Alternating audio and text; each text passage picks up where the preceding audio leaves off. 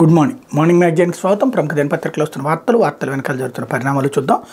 ఈనాడు చూస్తే బీసీలకు 50 ఏళ్లకే పింఛన్ అన్నటువంటి వార్తని హైలైట్ చేశారు. బీసీల డిఎన్ఏలోనే తెలుగుదేశం పార్టీ ఉంది. వెనకబడిన వర్గాలకు మేము అవకాశాలు ఇస్తే జగన్ ద్రోహం చేశారు. నెలకు 35 రూపాయలతో పింఛన్లను ప్రారంభించింది ఎన్టీఆర్. దాన్ని 2000 చేసింది. త్వరలో 4000కు పెంచే తెలుగుదేశం పార్టీని 1.5 లక్షల కోట్లతో ప్రణాళిక అమలు. జేహో బీసీ సభలో చంద్రబాబు. పింఛన్ కింద నెలకు 35 రూపాయలు ఇచ్చే పథకాన్ని ప్రవేశపెట్టింది ఎన్టీఆర్. దాన్ని 70 రూపాయలకు పెంచాం. అనంతరం 200 రూపాయల నుంచి 2000 చేసింది తెలుగుదేశం పార్టీ ప్రభుత్వమే. తెలుగుదేశం పార్టీ జనసేన అధికారంలోకి వస్తే పింఛన్ని 4000కు పెంచుతాం. 50 ఏళ్లకే బీసీలకు పింఛన్ ఇస్తాం. బీసీ ఉప ప్రణాళిక అమల్లో భాగంగా ఏడాదికి 30,000 కోట్ల చొప్పున 5 ఏళ్లలో 1.5 లక్షల కోట్లు ఖర్చు చేస్తామని తెలుగుదేశం పార్టీ అధినేత చంద్రబాబు ప్రకటించారు. మంగళవారం నిర్వహించినటువంటి జేహో బీసీ సభలో చంద్రబాబు, పవన్ కళ్యాణ్ సంయుక్తంగా బీసీ డిక్లరేషన్ ప్రకటించారు. అనంతరం చంద్రబాబు మాట్లాడుతూ బీసీల డిఎన్ఏలోని తెలుగుదేశం పార్టీ ఉంది. సామాజికంగా, ఆర్థికంగా, రాజకీయంగా ఎదిగేలా వెనుకబడిన వర్గాలకు అవకాశాలు కల్పించాం. తెలుగుదేశం పార్టీ జనసేన ప్రభుత్వం అధికారంలోకి వచ్చాక వారికి మరింత ప్రాధాన్యం ఇస్తాం. బీసీలంటే తమ పల్లకి మోసే బోయీలని జగన్ అనుకుంటున్నారు. బీసీలు బ్యాక్వర్డ్ క్యాస్ట్ కాదు, సమాజానికి వెన్నెముకని మేము నిరూపిస్తామని స్పష్టం చేశారన్నటువంటి వార్తని ఇక్కడ ప్రధానంగా హైలైట్ చేశారు. లేకపోతే విశాఖలోనే ప్రమాణ స్వీకారం అంటూ మహానగరాలతో పోటీ పడేలా అభివృద్ధి చేస్తాం. విజన్ విశాఖ సదస్సులో సీఎం. ఎన్నికల తర్వాత నేను విశాఖలో నివసిస్తాను. నా ప్రమాణ స్వీకారం ఇక్కడే. సీఎం ఇక్కడికి వస్తే కార్యనిర్వాహక రాజధానిగా పురోగమిస్తుంది. 10 ఏళ్లలో హైదరాబాద్, చెన్నై, బెంగళూరు వంటి మహానగరాలతో పోటీ పడేలా విశాఖను తీర్చిదిద్దడంపై దృష్టి పెట్టాలి. 10 ఏళ్లలో విజన్ విశాఖ సాకారమయ్యేలా ప్రణాళిక రూపొందించారు. రాష్ట్ర ప్రభుత్వంతో పాటు కేంద్రం, పీపీపీ విధానం, ప్రైవేట్ వ్యక్తులు ఈ విజన్ సాకారంలో భాగస్వాములు అవుతారని ముఖ్యమంత్రి జగన్మోహన్ రెడ్డి తెలిపారు. విజన్ విశాఖ పేరిట విశాఖ రాడిసన్ బ్లూ హోటల్ మంగళవారం నిర్వహించిన సమావేశంలో పాల్గొని ఆయన మాట్లాడారన్నటువంటి వార్తని హైలైట్ చేశారు. ఇప్పుడు జగనన్న రాజ్యంలో అక్రమ లేఅవుట్లు, జగన్ వచ్చారు, అనధికారిక లేఅవుట్లకు ఆజ్యం పోశారు. ఆ అండ చూసుకుని మేతకు మరిగిన వైకాపా నేతలు స్థిరాస్తి వ్యాపారులతో చేతులు గడుపుతున్నారు. కాసులు ఇస్తే చాలు వెంచర్లకు పచ్చజెండా ఊపుతున్నారు. కాదు కూడదంటే అధికారులను ఉసుగొలుపుతున్నారు. మామూలుగా మోటార్లు ఇస్తే చాలు నిబంధనలు పాటించుకున్న బేఫికరాన్ని మాటిస్తున్నారు. సాగు భూముల్లో దర్జాగా ప్లాట్లు పుట్టిస్తున్నారు. ప్రభుత్వ ఖజానా గండి కొడుతూ అందిన గాడికి దండుకుంటున్నారు. ఈ వార్తలోనే ఉండేటువంటి అతి వెర్రితనపు సమస్య ఏంటంటే పచ్చని పొలాలలో వెంచర్లు వేస్తున్నారు. మరి అమరావతి అసలు ప్రభుత్వమే వేసిన వెంచరే పచ్చని పొలాల్లో కదా. అసలు వెంచర్ ఎక్కడ వేస్తారు? కమర్షియల్ ల్యాండ్ అని ఎక్కడన్నా ఉంటుందా? పొలాలనే కదా. తర్వాత ఇప్పుడు ఊరు పక్కన ఉన్న నగరం పక్కన, పల్లె పక్కన, పట్టణం ప్రక్కన ఉన్నటువంటి పల్లె ప్రాంతాల్లో ఉన్నటువంటి పొలాలు ఆ తర్వాత వెంచర్లు అవుతాయి. దాంట్లో లేఅవుట్లకి ఖచ్చితంగా ప్రెషర్ ఉంటుంది. తెలుగుదేశం ఉన్నా డబ్బులు తింటుంది, వైసీపీ ఉన్నా డబ్బులు తింటుంది. ఆ డబ్బులు లేని రోజు కావాలని కోరుకుందాం. ఆ డబ్బులు ఎవరు దోచుకోకుండా వెంచర్లు ఇవ్వాలని కోరుకుందాం. కాకపోతే దాంట్లో పచ్చని పొలాలు, ఇట్లాంటి దరిద్రపు రాతలు రాసుకుంటూ వస్తాం. నిజంగా అయితే పచ్చని పొలాలు జోలికి పోకూడదు. కానీ ఎక్కడ ఉంది మరి భూమి? మెట్ట భూమిలోకి వెళ్ళి ఇప్పుడు పల్నాడులో కడతారా వెంచర్లు వేస్తారా? లేకపోతే దాని పేరేంటది రాయలసీమలో వేస్తారా వెంచర్లు? ఎక్కడ వేస్తున్నారు? అక్కడ కూడా ఏ పరిశ్రమ వస్తేనో ఎక్కడో, లేకపోతే ఏ విధంగా నడుస్తుంది. కాకపోతే అది మా ఇష్టం వచ్చినట్టు రాస్తామనే కోణమే నడుస్తుంది. కాకపోతే మళ్ళీ జగన్ భజన. గడప గడపకు సంక్షేమం అంటూ 2 పేజీలు లేక 3 రోజుల్లోనే 1.47 కోట్ల కుటుంబాలకు అందించాలని వాలంటీర్లకు నిర్దేశం.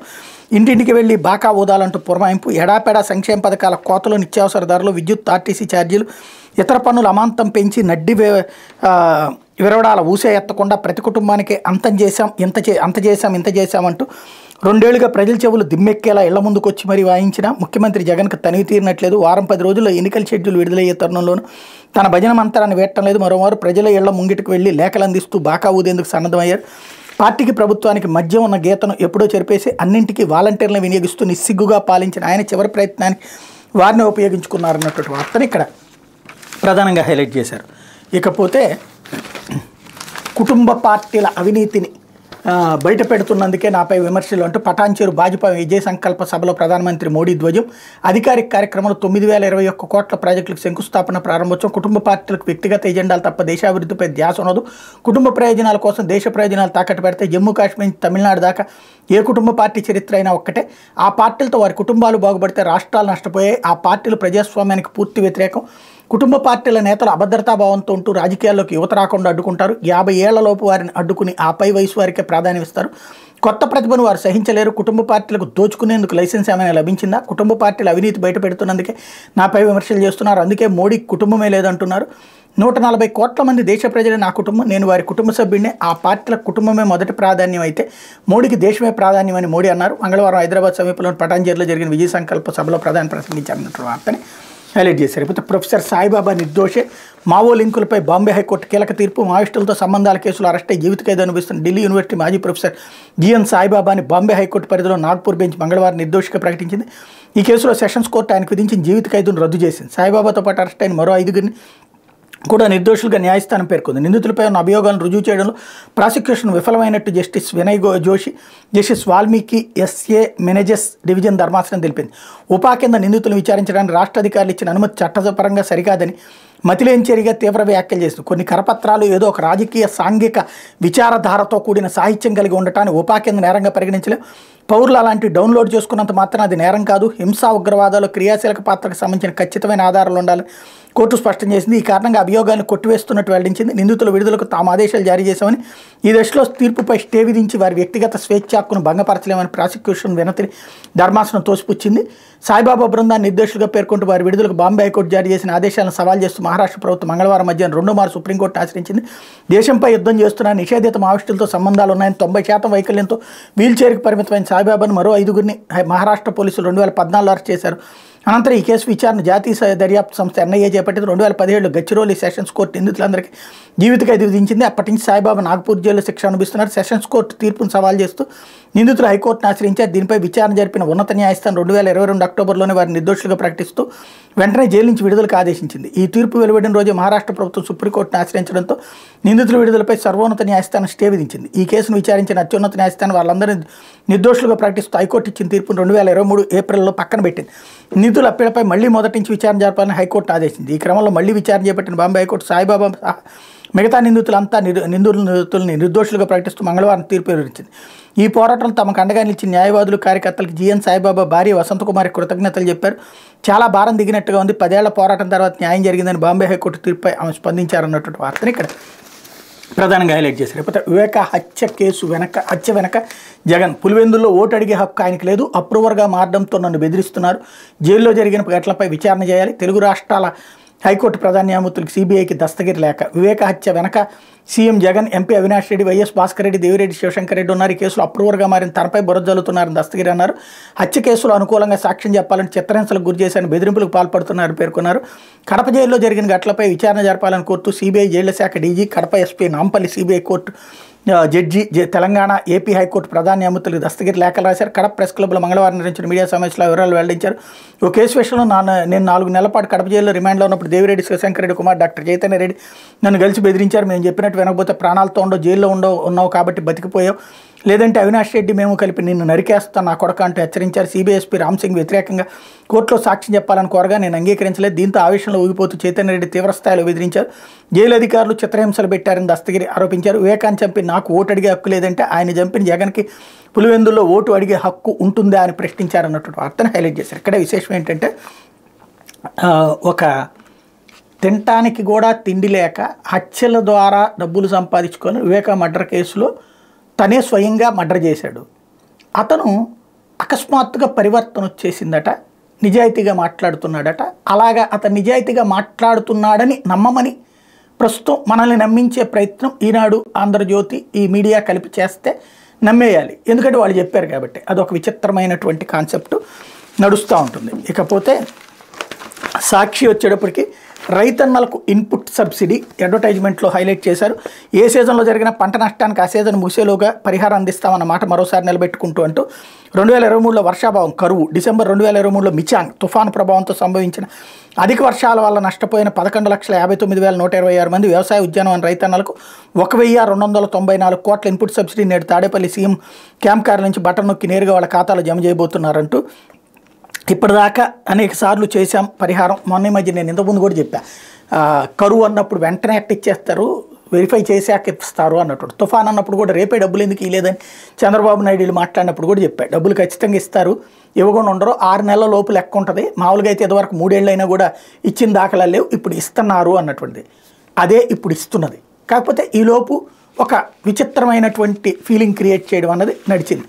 పోతే పూల సుబ్బయ్య వెలిగొండ ప్రాజెక్టు, ప్రకాశం, పొట్టి శ్రీరాములు, నెల్లూరు, వైఎస్ఆర్ జిల్లాలోని ఫ్లోరైడ్ ప్రభావిత మెట్ట ప్రాంతాలను 30 మండలాల్లో 15 లక్షల జనాభాకు తాగునీరు, 4.47 లక్షల ఎకరాలకు సాగునీరు అందించే పూల సుబ్బయ్య వెలిగొండ ప్రాజెక్టు 2 టన్నెల్ని పూర్తి చేసి నేడు ప్రకాశం జిల్లా దోర్నాల మండలం ఎగుచెర్లోపల్లిలో ప్రారంభించబోతున్నారు ముఖ్యమంత్రి వైఎస్ జగన్మోహన్ రెడ్డి అన్నటువంటి వార్తని హైలైట్ చేశారు. 10,010 కోట్ల రూపాయలతో ప్రాజెక్ట్ అంచనా. శ్రీశైలం రిజర్వాయర్కి ఎగువన 841 మీటర్ల నీటి మట్టం సిల్ లెవెల్ నుండి కొల్లం వాగు ద్వారా కృష్ణా జలాల తరలింపు, 4,47,300 ఎకరాలకి సాగునీరు, 15.25 లక్షల మందికి తాగునీరు. ప్రకాశం వైఎస్ఆర్ ఎస్పీఎస్ నెల్లూరు జిల్లాలోని 30 మండలాలకి దీని ద్వారా లబ్ధి పొందుతాయి. మొదటి దశ కెనాల్ డిస్ట్రిబ్యూటరీ ప్రకాశం జిల్లా పరిధిలో 1,19,000 ఎకరాలకు సాగునీరు, 4 లక్షల మందికి తాగునీరు. రెండో దశ కెనాల్ డిస్ట్రిబ్యూటర్లు ప్రకాశం ఎస్పీఎస్ నెల్లూరు వైఎస్ఆర్ జిల్లాలో 3,28,300 ఎకరాలకు సాగునీరు, 11.25 లక్షల మందికి తాగునీరు. నల్లమల్ల సాగర్ రిజర్వాయర్ సామర్థ్యం 53.85 టీఎంసీలు అంటూ ఓవరాల్గా టన్నెల్ పనుల్లో పురోగతి సాధించామన్నటువంటిది. 2 టన్నెల్స్ పూర్తి చేశామన్నట్టు. ఇది రాజశేఖర రెడ్డి ప్రారంభించారు, జగన్మోహన్ రెడ్డి పూర్తి చేశారు. ఇవన్నీ పూర్తి కాలేదంటూ మొన్నటిదాకా వార్తలు రాసినప్పుడే చెప్పాను నేను, త్వరలోనే వెలుగొండ ప్రాజెక్ట్ ఇనాగరేట్ చేయబోతున్నారు, టన్నెల్స్ పూర్తి అయిపోయినాయి, అందుకే ఇట్లాంటి వార్తలు రాస్తున్నారు. ఇప్పుడు అదే నిజమైంది కదా. అయితే సాక్షి విశాఖలోనే ప్రమాణ స్వీకారం అంటూ ఎన్నికల్లో గెలిచి అక్కడి నుంచే పాలన సీఎం జగన్. రాష్ట్రానికి విశాఖ గ్రోత్ ఇంజన్ లాంటిది. 10 ఏళ్లలో హైదరాబాద్, బెంగళూరు, చెన్నైకి ధీటుగా ఎదుగుతుంది. వ్యవసాయంతో పాటు తయారీ సేవా రంగాలు వృద్ధి చెందాల్సిందే. ఏపీలో ప్రతి 50 కిలోమీటర్లకి పోర్టు లేదా ఫిషింగ్ హార్బర్, 16,000 కోట్లతో 4 కొత్త పోర్టుల నిర్మాణం, 3 భారీ పారిశ్రామిక పార్కుల అభివృద్ధి, స్వయం ఉపాధితో జీవన ప్రమాణాలు పెంపొందించాం. నేను ఏ ప్రాంతానికి వ్యతిరేకం కాదు, శాసన రాజధానికి అమరావతి. విశాఖపట్నంపై ప్రతిపక్షాలు మీడియా దుష్ప్రచారం, విజన్ విశాఖను ఆవిష్కరించిన సీఎం. రానున్న 5 ఏళ్లలో విశాఖ అభివృద్ధికి 1,00,000 కోట్లతో ప్రణాళిక, సచివాలయం ఐకానిక్ భవనం నమూనా ఆవిష్కరణ.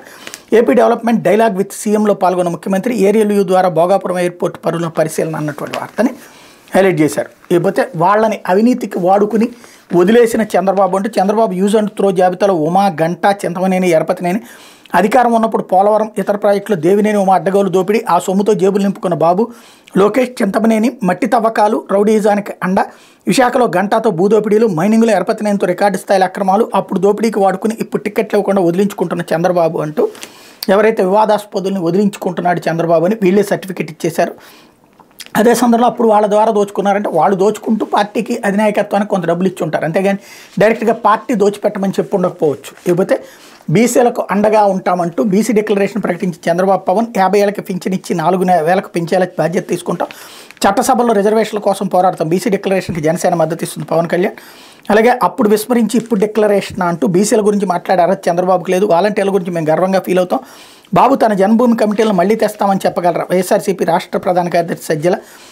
అలాగే హస్తినకు బీజేపీ అభ్యర్థుల జాబితా అంటూ 25 లోక్సభ స్థానాలకు 2 లేదా 3 చొప్పున ఎంపిక, 175 అసెంబ్లీ స్థానాలకు 3 పేర్లతో నివేదిక, శివప్రకాష్ నేతృత్వంలో జిల్లాల వారీగా పూర్తయిన భేటీలు అన్నటువంటి వార్తని హైలైట్ చేశారు. ఇది మిగతా ఈనాడు జ్యోతులు రాయట్లేదు, ఒక్క సాక్షి వాళ్ళు రాస్తున్నారు, ఎందుకంటే అక్కడ తేడా వస్తుందన్న సంతోషంతో. అయితే వాలంటీర్లకు ఎన్నికల విధులు వద్దు, ఆదేశాలు ఇవ్వాలని హైకోర్టులో పిల్. ఎన్నికల విషయంలో వాలంటీర్లకు ఎలాంటి విధులు అప్పగించకుండా ఆదేశాలు జారీ చేయాలని కోరుతూ హైకోర్టులో ప్రజా ప్రయోజన వ్యాజ్యం దాఖలైంది. పల్నాడు జిల్లాలో ఇటీవల నిర్వహించిన గ్రామ వార్డు వాలంటీర్ల అవార్డుల అధికారిక కార్యక్రమంలో ప్రతిపక్ష నేతను విమర్శిస్తూ ముఖ్యమంత్రి చేసిన ప్రసంగాన్ని చట్టవిరుద్ధంగా ప్రకటించాలని కోరుతూ ప్రకాశం జిల్లా అన్నంబొట్ల వారిపాలెనికి చెందిన చెన్నుపాటి సింగయ్య ఈ వ్యాజ్యాన్ని దాఖలు చేశారు. పోలింగ్ కేంద్రాలను వాలంటీర్లు వెళ్లకుండా ఆదేశాలు ఇవ్వాలని కోరారు. ఇందులో ప్రభుత్వ ప్రధాన కార్యదర్శి, ఆర్థిక శాఖ ముఖ్య కార్యదర్శి, పంచాయతీరాజ్ గ్రామీణాభివృద్ధి శాఖ ముఖ్య కార్యదర్శి, పురపాలక పట్టణాభివృద్ధి శాఖ ముఖ్య కార్యదర్శి, కేంద్ర ఎన్నికల సంఘం ప్రధాన ఎన్నికల అధికారి, వైఎస్ఆర్ కాంగ్రెస్ పార్టీ ప్రధాన కార్యదర్శి తదితరులను ప్రతివాదులుగా పేర్కొన్నారు. అలాగే ముఖ్యమంత్రి వైఎస్ జగన్ రెడ్డి వ్యక్తిగత హోదాలో ప్రతివాదిగా చేర్చారన్నట్టు వార్తని హైలైట్ చేశారు. అయితే ఆ వ్యాజ్యాల విచారణ 13కి వాయిదా. సునీత తదితరుల వ్యాజ్యాల కౌంటర్ వేయాలని హైకోర్టు. పోలీసులు తమపై నమోదు చేసిన కేసును కొట్టేయాలని కోరుతూ మాజీ మంత్రి వైఎస్ వివేకానంద రెడ్డి కుమార్తె నర్రెడ్డి సునీత, అల్లుడు రాజశేఖర రెడ్డి, సిబిఐ అధికారి రామ్ సింగ్ దాఖలు చేసిన వ్యాజ్యాలపై తదుపరి విచారణ హైకోర్టు ఈ నెల 13కి వాయిదా వేసింది. అప్పట్లో కౌంటర్ దాఖలు చేయాలని ఫిర్యాదుదారు కృష్ణారెడ్డిని ఆదేశించింది. ఈ మేరకు న్యాయమూర్తి జస్టిస్ కొనకంటి శ్రీనివాసరెడ్డి మంగళవారం ఉత్తర్వులు జారీ చేశారు. వివేక హత్య విషయంలో నర్రెడ్డి రాజశేఖర రెడ్డి, నర్రెడ్డి సునీత, సిబిఐ అధికారి రామ్ సింగ్ తనను శారీరకంగా మానసికంగా వేధించారని, తాము చెప్పినట్టు వినకుంటే అంతు చూస్తామని బెదిరించారు. వివేకానంద రెడ్డి పిఏ కృష్ణారెడ్డి పులివెందుల కోర్టులో ప్రైవేట్ ఫిర్యాదు దాఖలు చేశారన్నట్టు వార్తని హైలైట్ చేశారు.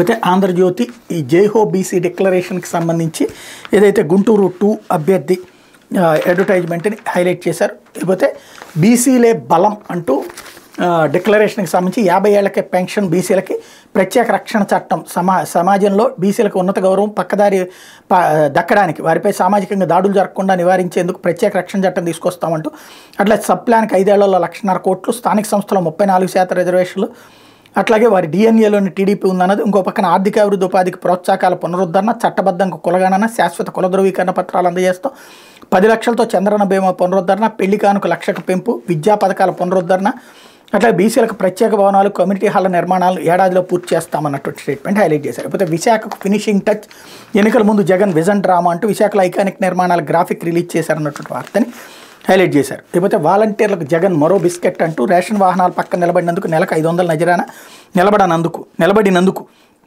ఎన్నికల్లో వారిని వాడుకునేందుకు అడ్డదారులు, పీకల్లో తప్పుల్లో పౌర సరఫరాల కార్పొరేషన్ దానిపై ఇప్పుడు 12 కోట్లకు పైగా భారం అంటూ ఇప్పుడు ఒక 500 రూపాయలు వాలంటీర్లకు జీతం పెంచబోతున్నారు అన్నటువంటి వార్తని ఇక్కడ ప్రధానంగా హైలైట్ చేశారు. లేకపోతే కడప ఎంపీ సీటుకి వివేకా సతీమణి, నేను నిన్న పొద్దునే హైలైట్ చేశాను, వివేకా సతీమణిని పెట్టబోతున్నారు అన్నటువంటి సౌభాగ్యం పేరును పరిశీలిస్తున్న టీడీపీ అధిష్టానం ఎన్నికల అంశంగా మానవ వివేక దారుణ హత్య, ప్రజాకోర్టులోనే నిందితులకు శిక్ష పడాలని సునీత ఆకాంక్ష, ఈసారి ఎన్నికల్లో జగన్కి ఓటు వేయొద్దని ఇప్పటికే విజ్ఞప్తి అన్నటువంటి అట్లా గొడ్డలు నా చేతిలో కాదు. నేను ఇంతకుముందే చెప్పా కదా, తెలుగుదేశం చంద్రబాబు పదే అదే మాట్లాడుతున్నారు, అట్లాగే ఈనాడు ఆంధ్రజ్యోతి అదే హైలైట్ చేస్తుందంటే ఎమోషనల్ కాన్సెప్టే. ఇక సంక్షేమ పథకాలు లాంటి వాటిలో తెలుగుదేశం పార్టీ చెప్పినా జనం నమ్మట్లేదు కాబట్టి అదే సందర్భంలో ఇక ఎమోషన్ వైపుకి తీసుకెళ్తున్నారు. వివేక మర్డర్ ద్వారా తాను అధికారంలోకి రావాలని చంద్రబాబు అనుకుంటున్నారు, వాళ్ళ కుటుంబం అంతా చంద్రబాబు వెనకాల నిలబడింది అన్నటువంటిది ఇక్కడ ప్రధానంగా ప్రొజెక్ట్ అవుతున్నదని నేను ఇంతకుముందే చెప్పాను. ఇకపోతే కొల్లే గొట్టేస్తున్నాడు అంటూ కొల్లేరు భూముల్లో కొబ్బరికాయ కొట్టి మరి అక్రమ తవ్వకాలు ప్రారంభించిన గండు ఏలూరు జిల్లాలోని అడ్డాలో ప్రతి